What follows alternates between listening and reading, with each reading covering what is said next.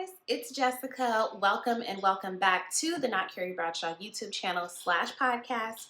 I'm back. I'm on time. We're on schedule. Thank you for joining me. We have so much to get into. I can't decide if I should make these videos / episodes shorter or if you guys are okay with me yapping for a while. Please comment gently and nicely because y'all know I'm sensitive about my shit. If you have a preference, like if you prefer shorter or longer form content, please let me know. Or maybe I should put the longer form content on Patreon for people who are more interested. Slide in the comments, let me know. Be sure to like, comment, share, subscribe, rate, review, all of the things.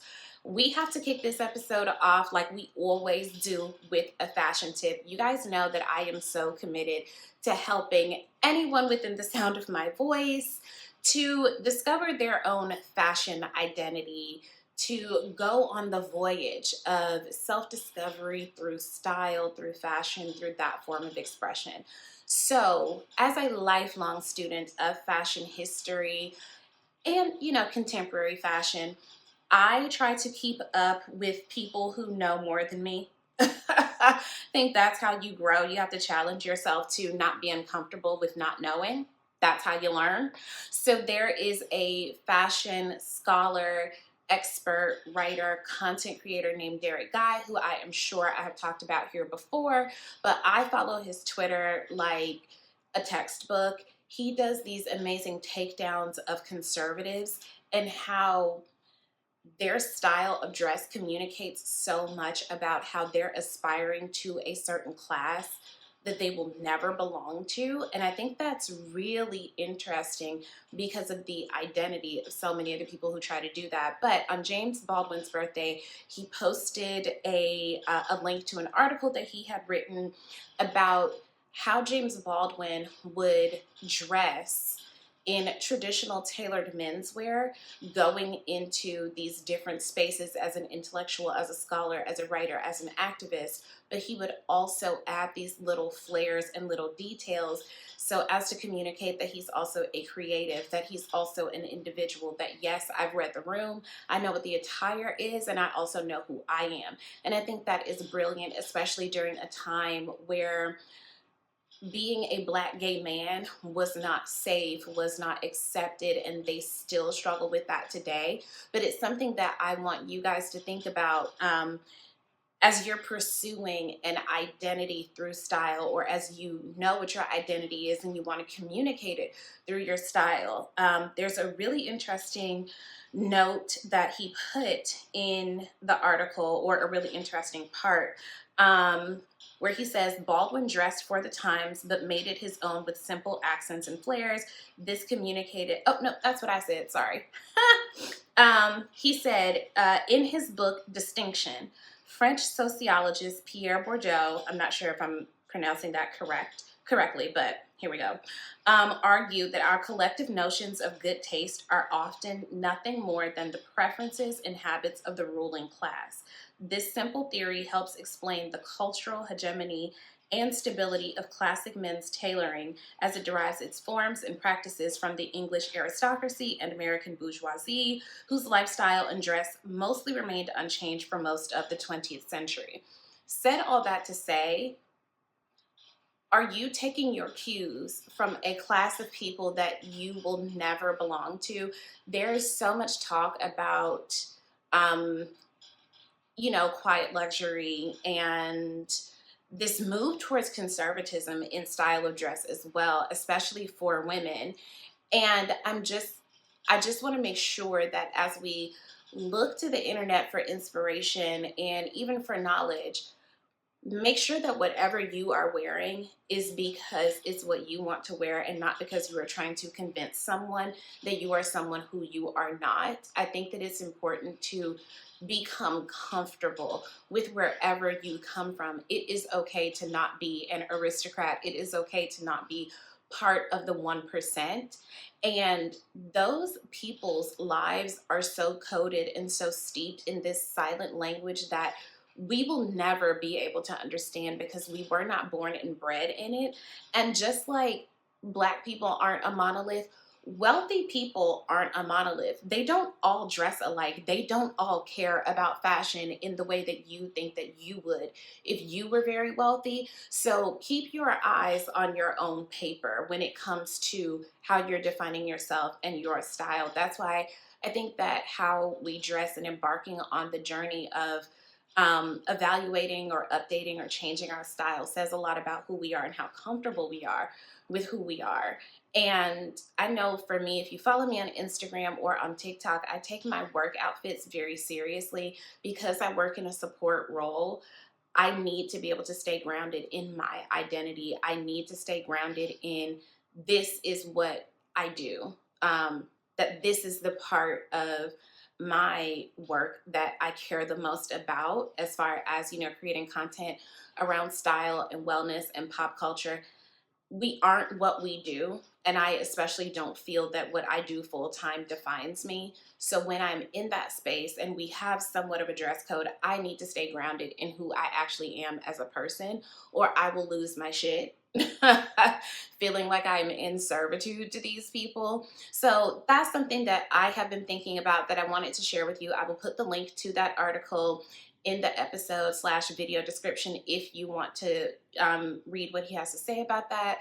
So shouts out to Derek Guy as per usual. So we are going to get into, we're going to talk about Paradies. We're going to talk about Gorgeous Doll. We're going to talk about Meghan Markle. We're going to talk about Doechii. We're going to talk about the dynamics in female friendships. Okay. So stay tuned. We'll be right back. And we're back. So y'all know that I am like a casual connoisseur of great television. Some people like to read. I like to read too. Some people like to run. I do my best.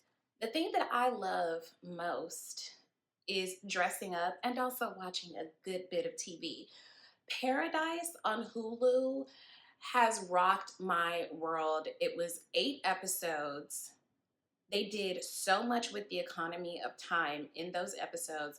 The series is led by James Marsden, who is one of my favorite white men, and I hope he don't say or do nothing to let me down. And Sterling K. Brown, who I want to see that man have the longest acting career. I want him to earn Oscars, Emmys, Golden Globes, Tonys. I want him to EGOT. I want all the good, positive things for that man. How do I talk about this series without ruining it? Put it like this. The world goes through some shit, and then they try to find a way to save/fix it, and that comes with a lot of implications. James Marsden plays the president of the United States.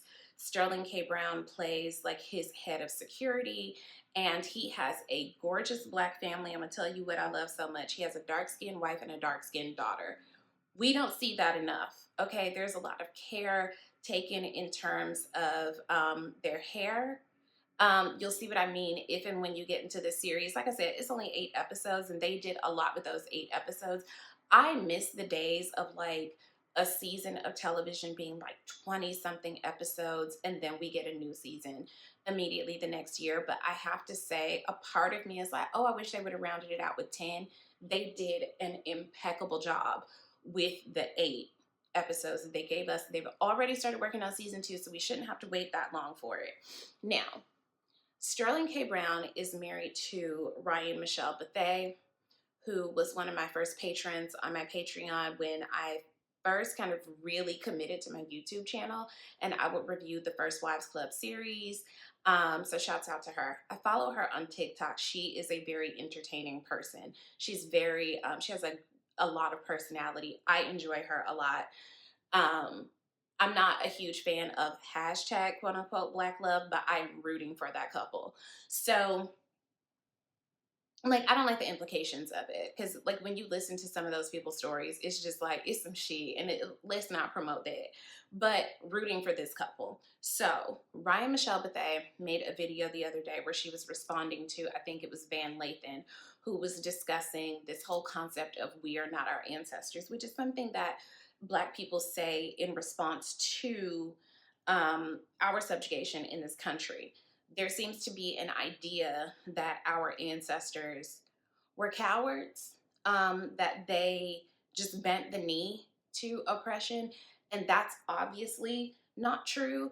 I do somewhat understand the sentiment of we have more privileges than they had. We are a little bit more, we have some privileges that they did not have. I'll say that. But Ryan says in her video, yes, I agree, but let me tell you a story about my ancestor. And she tells a story about how her great, someone was a sharecropper and killed this white man who tried to force his wife to work with, they had a sick baby at home. And it's a very interesting video. And she said, let's hope that we are never tested in the way that our ancestors were tested. And she says, we are very comfortable. We are not enduring what they endured. We are very comfortable compared to how our ancestors lived. So let's pray that we never have to be as brave as some of them had to be, or make the compromises that some of them had to make in order to survive so that we could survive. Now, I fully understood what she was saying. Let me tell you what pissed me off. There were several people in the comments who were like, I'm not comfortable, da da da. Y'all, we have to be more intellectually rigorous if we are going to have discussions about what is happening around us, the horrors, right?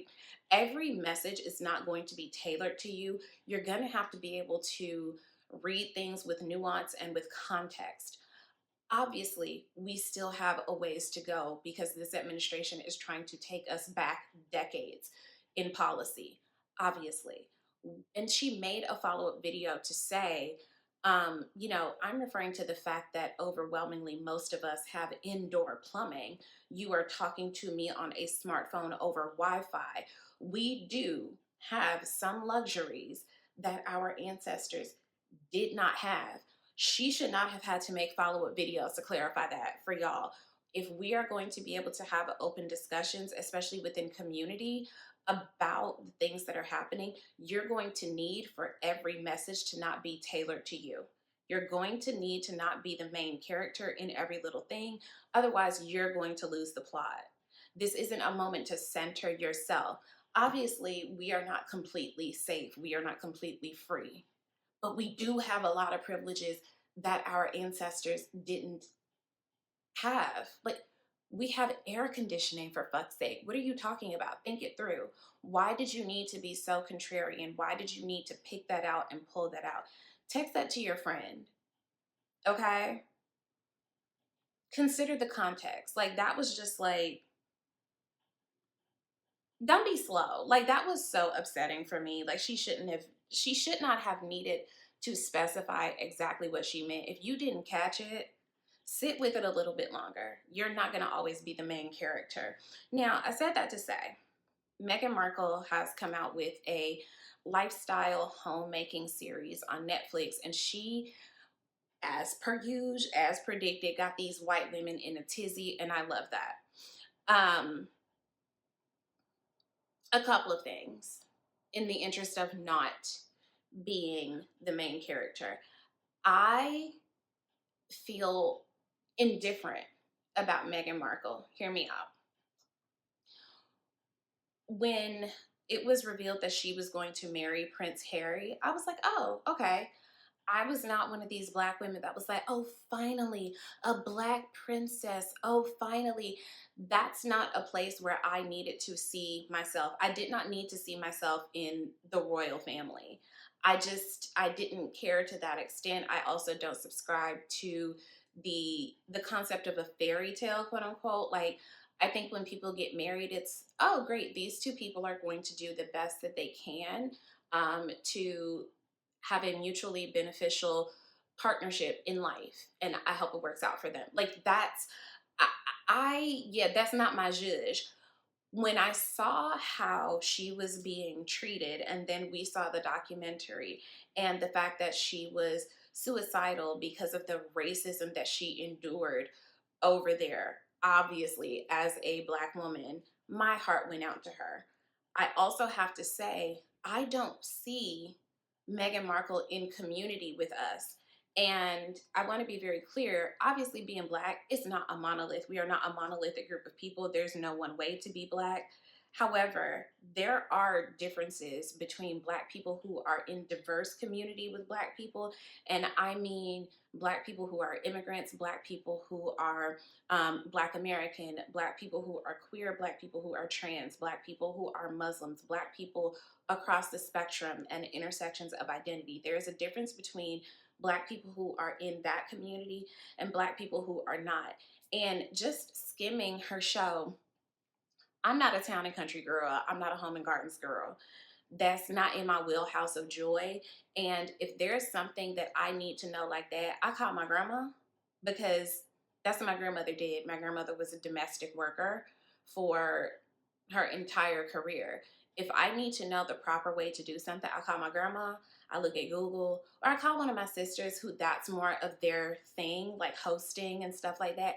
That is just not in my wheelhouse of joy. Maybe when I get my brownstone, that will be something that I'll take on, but I'm personally not interested in that kind of stuff. And that's no shade to anyone who is. It's just not in my wheelhouse of joy. And I'm so happy that so many people are finding joy in her exploring what I think are kind of like lost arts to some extent. But she is living what a lot of people desire to live, which is this quote unquote soft life, of being a homemaker, being like a kept woman, right? And there's a difference between being a stay-at-home mom and being a kept woman. If you're a kept woman, your home runs whether you cook or not, whether you clean or not. You have staff to do that. It's a very, from the outside looking in, charmed life. We're not in there, and we have heard and seen and read how challenging it was for her to even get to this place. So let's not forget that part. But I'm really happy that people are finding joy in this series. However, when I skimmed it, I only saw one Black person. And I think that it's incredible how Black women feel compelled to defend anyone who is remotely tangentially in proximity to us. We feel very protective of people, whether they identify strongly with us or not. I think that our empathy and compassion is incredible and beautiful. I think that sometimes it's to our detriment, but I could not help but see so many Black women defend Meghan Markle's right to exist in this certain kind of luxury, especially when we're seeing a lot of women wish that they had the ability to claim or reclaim this kind of existence. You know, for a long time, legally, Black women were not even allowed to be stay-at-home moms. We had to leave the home to go work. This was not a lifestyle that was available to us legally for a long time.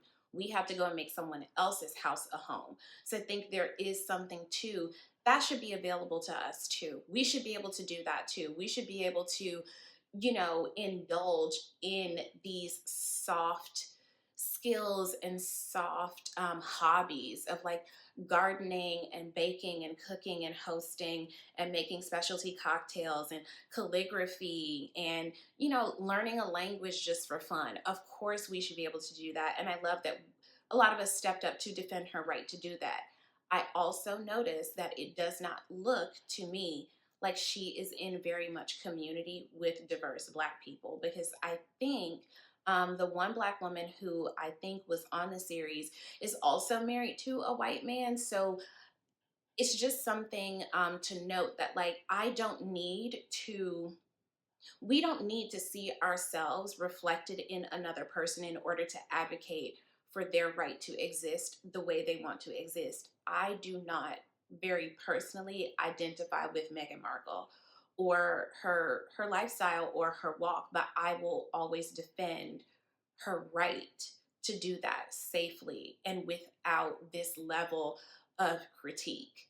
Like, she will be fine, obviously, but it must suck that you can't ever be or do enough for racism, because white women don't even like to see other white women have something that they think they want. They definitely don't like to see someone who is the most palatable Black woman imaginable. They don't want to see her marry into the actual royal family and get to big boy kick it in her gorgeous home and have parties and host guests and things like that. They definitely don't want to see that. And I want those women to know that even if it wasn't her, it wasn't going to be you. So the hatred that you have towards her is misplaced. Be upset with your genetics, be upset with your parents, be upset with timing, because that's a huge factor in where you land in your romantic life. It's timing and it's luck. And looking at the way that woman has suffered, do you think that she's having the best time? Something to consider. I also want to say that I think a lot of people look at the soft life as a departure from being the quote unquote strong Black woman. People want to turn away from strength and struggle, right? But I do want to say that I think it requires a certain kind of strength to remain soft and find that kind of softness and desire in a world that is so incredibly rough on you. That takes a certain kind of strength as well. Our strength should not be measured against how much we endure struggle. Strength can look a lot of different ways. There's strength in vulnerability, for fuck's sake, but you can't tell that to some people. Moving right along. Y'all, Gorgeous Doll has had me by the balls for the better part of a week. A fellow content creator was like, if y'all have not seen this girl's lore, this girl's story time, go over there and check it out. And I was like, girl, don't mind if I do. It's a very quiet day at work. So I slid over there. Gorgeous Doll is a content creator who starts off by saying, like, this is my lore. It's a thing that some people do where they've had this like existence on social media for a while, but it's like people don't really know where you came from. Like, tell people, like, girl, where did you come from? Like, you just popped up one day, where did you come from? So the truncated version is she had a high school sweetheart who was older than her. So when he went off to college, he cheated on her. She had a one-night stand and got pregnant by somebody else. The high school sweetheart wound up going to jail for murder. He is still in prison for murder.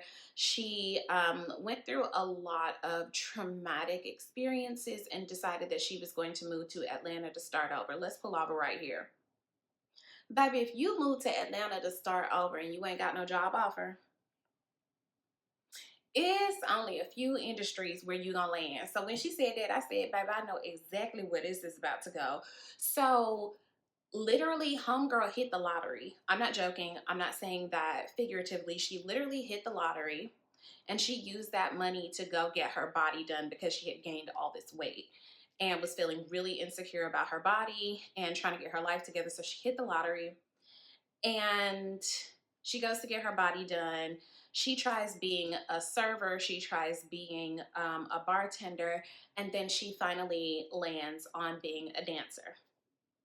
Now, y'all know over here we are pro sex work. Over here, we fully believe that if people stop pretending that sex work wasn't a thing and we remove the stigma of it, those women's lives wouldn't be as unsafe. Because a lot of people are like, oh, it just don't seem safe. It wouldn't be considered unsafe if you considered those women as people who are worthy of protection and a safe life, regardless of what they do. That's another conversation for another day. So she's telling this story about her lore. She starts dancing in Magic City, or was this when she was at Allure? One of these places, she catches the eye of Future. That's when people's ears really perked up. Now, let me say, she's a phenomenal storyteller. She has a lot of personality. She is a very pretty girl. And I feel like I need to be clear. I'm not just saying that because she light skinned, because apparently that's a thing. Another conversation for another day. Anyway, but when she name drops Future, people are like, okay, where is she in the mix? So she goes on to tell us that she's been dating him. They've been talking or in a situationship or actually in a trauma bond for the better part of 5 years. That is an actual trauma bond. That cycle of abuse, whether it's emotional, financial, verbal, physical, whatever, and then reconciliation and then abuse, that's a trauma bond. Not you endured something traumatic together, so now you're linked. That's something else. What she's talking about, that's a trauma bond, what some people for some reason call a soul tie, right? So she's been, this woman, and she's younger than me. I don't know, is she 30 yet? But she talks about this relationship, and in real time, Future is pissed. He's trying to silence her, doesn't want her telling his business because Future is ostensibly a private person. Like, we know what we know about him from blogs or from other women trying to expose him, or from the fact that he does real life have several kids across several different women. But in general, he doesn't speak too much about his life outside of his music. Um, so people are very captivated by this because she is bringing names, dates, timestamps, receipts, all kinds of shit in these stories that she's telling. Now, the difference between her and the young lady from a couple of weeks ago, Kim, is number one, Gorgeous Doll is telling an entire narrative. It's not just dropping us right into a goofy decision. And let me be clear, I do think that she has some trauma that has led her to this place. Like most people, her and Future are collectively toxic together. Okay, we're rooting for her, but this is some toxic shit. Let's be very clear, because where were you when he was publicly dating Lori Harvey? Where were you when he was publicly dating Des Dior, or when he had all this stuff going on like in the past like 5 years? Why didn't he claim you publicly? And I'm guessing she's gonna get to that eventually. But again, love the story times, love how entertaining they are. And the other thing that makes her different from the other young lady is that she herself has said, like, she's out of the whole game. She's done with that. She wants something different out of life. Now, over the course of these stories that she's telling, she's also revealing that she has been betrayed by so many women, and that she really desires to have strong female friendships. I want Gorgeous Doll to know that you are choosing your friends the way Future chooses women.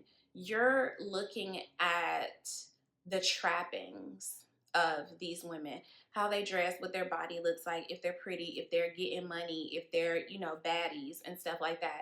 This isn't to say that every woman who looks like that lacks substance, but you're basically fishing in the same pond and hoping to get, you're in a lake looking for a shark. You're in a lake and you're wondering, why do I keep getting catfish? You need to be in a different lake or pond, or you need to go to an ocean. Like, you gotta change your environment. And it's like, you still kind of are technically like in the industry. Stop dating people at your job, or stop befriending people within your job. Just like we have to be very cautious about the friends that we make in the office, you got to be cautious about the friends that you make in the industry, because several other girls have come out and done story times and talked about how life has been such a struggle for them hanging around these people, being in these parties. What I like about Gorgeous Doll is, based on what she's telling us and what we can see, our girl got her money right. She's started a business. She's serious about her business. She has an online boutique like a lot of girls, and she's really trying to like build a different or a better life for herself where she isn't reliant on him, or hopefully like she's in a place where she's decentering men in a certain kind of way. But she seems like a person who wants a different or a better life than that one. And you can talk about the game as long as you're out of the game. And a lot of girls are just talking about how they had these different experiences, even with different women within the industry, where there was just so much backstabbing. And I hate so much to hear women talk about how much they struggle to have friendships with women. I was so sad to see so many women in her comments like, see, this why I don't fuck with women now, this why I don't like girls now, da da da. And it's like, are you co-creating those experiences in your life? Like, I don't want to be like one of those quote unquote choose better people, but like, let's zoom out and let's see if we are pursuing our own interests and our own hobbies and trying new things to build a different life for ourselves. Are we open to meeting people who are different from us? My friend group here is very different from my friend group back home. I do not have a homogenous group of friends here. I don't even have a friend group. I have different people that I hang with in different respects on different days for different reasons. I have friends who I can go to the museum with. I have friends who I can go watch Drag Race with.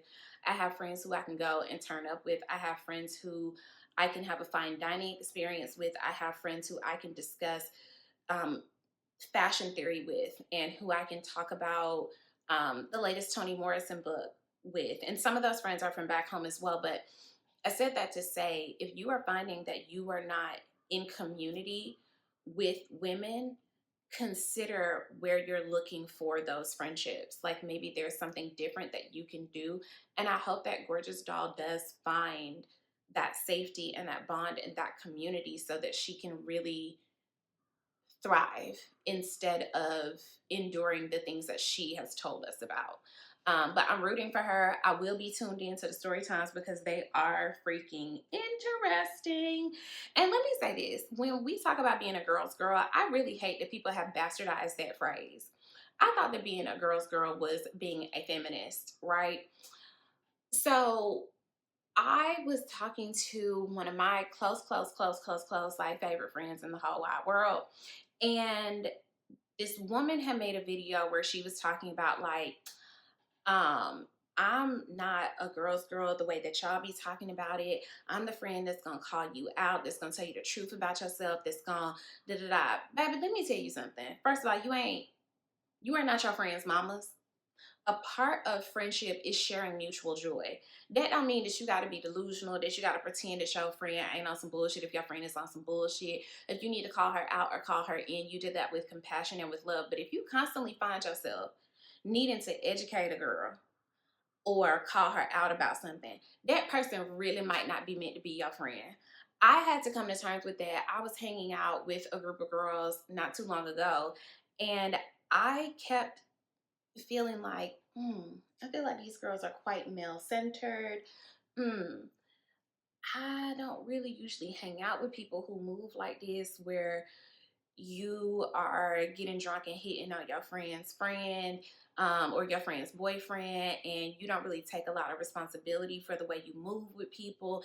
And I don't really like that. Now, instead of giving them girls a TED talk every time we hang out, I said, oh, this ain't my brand of bitch. Let me remove myself. Love y'all from afar. We can have a kiki, but I don't need to be in deep intimate relationship with people who I constantly feel that I need to teach to be my version of better. As a girl's girl, I'm going to always advocate for you living the life that you want to live. But as a person, as an individual, I don't want to be that close with somebody who moves like that. And that is my decision to make. But if you feel like you constantly need to mother somebody and tell them about themselves and pull them to the side and baby, first of all, who the fuck are you? Okay. And second of all, don't nobody want to be a brunch getting a TED talk. Bitches is at the bottom of this brunch because they're going to have fun. You can be the friend who's honest. People need honesty, but people overwhelmingly need joy and a safe space. And if you are struggling to provide that to where you need to just constantly tell somebody, you might not be in the right space either. You need to go to a different pond because don't nobody want to hear that shit all the time. Like, me and my sister have had to get to a place where if number one, I don't share everything with her because she can't help but to be judgmental. She's a Taurus, okay? She's a Taurus and she got a raging ADHD. My girl just be saying shit and I'm like, think about it, okay? So I have had to make a very conscious effort that it's some shit that I'm not going to give you no ammo to judge me with. You ain't going to spray me with my own tea until I feel confident and secure in that tea, number one. And number two, if I do share something that she feels that judgment coming up, she will ask, do you want advice on this? Can I speak freely? Let me see, how shall I put this? So we have to like mutually decide how we communicate with each other because that is my sister and that is someone who I want to be in intimate emotional relationship with. That is somebody that I want to be in deep community with. So for me, it's worth it. But I'm not finna be, as my friend said, I'm not finna be going through all them changes for a stranger. Baby, me and you just ain't meant to click like that, and that's okay. It's no tea, no shade. Like, it's no judgment.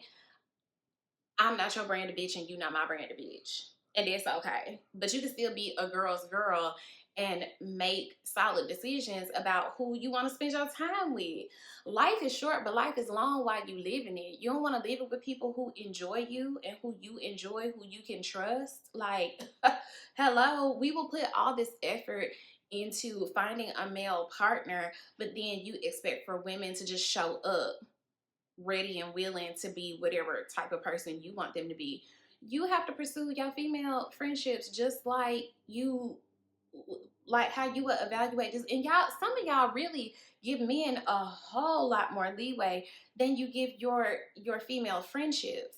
You will stay in relation with a man who is dragging you, but you will cut your friend off at the first sight of, I don't like that. You don't even have a conversation. You know what I'm saying? Like, there's nuance here. Give people a chance, and then if you realize, like, oh, this ain't in my wheelhouse of joy, I don't like this, baby, you can depart. You can depart. But the same empathy, compassion, and understanding that you would give to a man, consider giving that to other women as well. And just like you need to know when to end things with a man, you got to know when to end things with a female friendship as well. Okay? So, lastly, I want to talk about Doechii. I am rooting for Doechii. I am enjoying this album. It's giving you so many different kinds of vibes, so many different kinds of flows. I'm happy that she is having this moment, and I hope it's not just a moment. I hope that she has a long and illustrious career. She's tearing it up at Paris Fashion Week. Y'all know how I feel about Paris Fashion Week. It's like my fave. Couture Week, Paris Fashion Week, love. She did an interview where she said that a red flag in dating is if a man is straight, and it has had social media in shambles. The men who are upset, baby, you was never interested in Doechii anyway. If you're upset, it's because you cannot project what you wanted her to be onto her. If you were listening to her music or actually paying attention to her as a person, that is a queer woman, so it tracks that she will want to be with a queer man. And lastly, if black women, especially dark-skinned black women, have to accept the fact that for a lot of black men, we are simply not the preference. It's just my preference. I like a bitch who light skin. I like a bitch who da da da. If y'all want us to just quietly accept that is your preference, why is she not allowed to have her preference? And then homegirl didn't say it was a stop sign. She said it was a red flag. Because let me say this. You will be hard pressed to find a straight black man who is not transphobic, homophobic, and then there's a straight line from that to misogynistic. That, for me, I had to realize in my last relationship, there is an overlap. That Venn diagram is a circle. A man who rejects any notion of femininity probably don't like you as a feminine woman, or is going to put you in a tiny, tiny box in terms of his expectations of who you are supposed to be as a woman. And I am hoping to find more black men who are more progressive and who do not harbor those beliefs. So I fully understood what she was saying. And I hate so much, again, like, I hate to see that there are black women saying that she's wrong for that. That is her preference. That is, we need to start looking more critically at partnership from an alignment of values. Now, if you also are homophobic and transphobic and don't like women, go over there, have a ball, tear it up, okay? But if you are a woman who hopes to have a relationship that is fulfilling emotionally, mentally, spiritually, sexually, socially, all of the things, you might want to find you a man who is a kind person and who does not harbor resentment towards people, especially people who look like him, who just live differently from him. There's an overlap there. Like, maybe it's a conversation for another day, but I fully understood what Doechii was saying. I support her, and I hope she find what she's looking for. I hope I find what I'm looking for, especially if you want to have children. You don't know how your children are going to come out. You might think in your mind that if your child comes out and says that they are trans, gay, bi, whatever, that you will be able to just be like, oh, I'm not in my house. Fuck around and find out. You don't know how your kid is going to come out, and you don't know how you might want to respond to that. Do you really want to be locked in a partnership with somebody who will expect for you to reject your child for them as well? It's just something to think about. I saw a video not too long ago where this woman was like, if you're evaluating whether or not you want to stay in partnership with somebody, ask yourself, does that person behave the way I want my child to behave? If my child came out and acted like this, would I be proud of my child? And I said, whoa, that is something to think about. So I do think that there are definitely some male-centered women out there who hate the girls and the gays just as much as some of these straight men do, and have a bull. Have a bull. But go watch some of them videos and see, go watch some of them story times and see if them girls having a good time in them relationships. See if it's working out for them the way you think it is. I don't know. And oh, to this young lady that is 38 that had a baby with the sports ball player who done signed away his parental rights. I want y'all to chill with this. Oh, now she gonna grow up without a father. She's gonna grow up without that father. And based on what we're seeing about that sports ball player, that might not be such a bad thing. I would rather you have no dad or no mom than have one who does not want you and treats you with resentment for the entirety of your life. I'm telling you what I know. That shit's not fun. Okay? Maybe that little girl will not be so bad off without that man as her father. Not every person is meant to be a parent. The way that I am hearing so much toxic shit about how some of these women are operating as parents, babe, some of you are better off. Birth control needs to be more readily available and abortion needs to be safe, free, and legal. So, that was it for today. Made it as short as I could make it. Thank you for joining me. Be sure to like and comment, share, subscribe, rate, review, join the Patreon. Let me know if y'all are interested in exclusive content. If there's a topic that we need to talk about, like in quiet community, let me know if that's something that y'all are interested in. Okay? We'll talk soon. Bye.